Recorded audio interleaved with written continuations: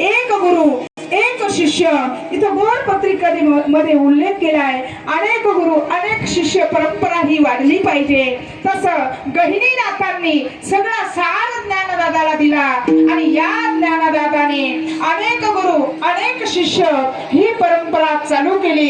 त्याच्यामध्ये वाटे पडले, त्याच्यामध्ये फाटा आहेत, पण बीजनाथ एकच आहे. बीजनाथ एकच आहे सगळे.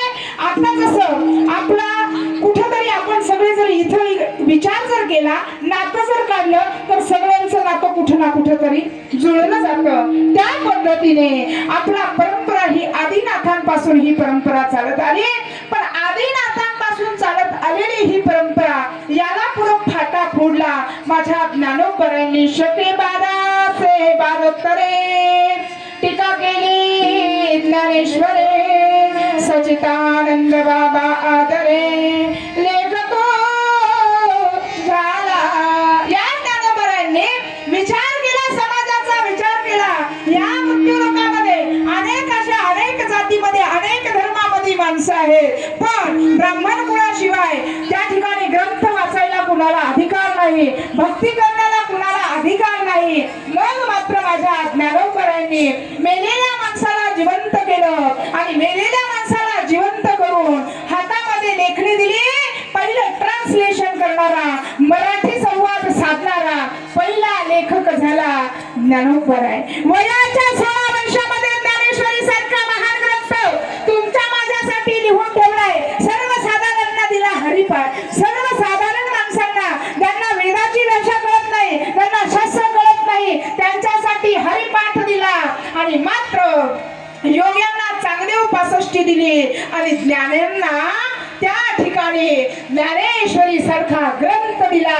ती ज्ञानेश्वरी म्हणजे ब्रह्म साम्राज्य दीपिका वर्णिये लिखिते लिखिता.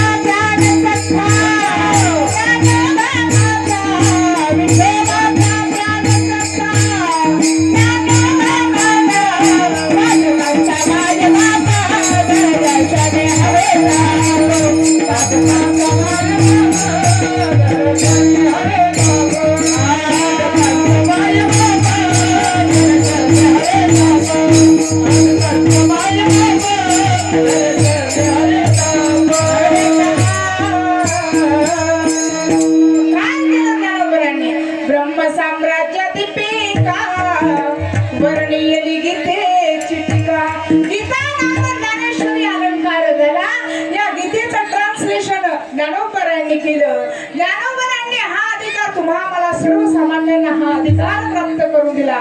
कशासाठी? बुडते हे जन न देखावे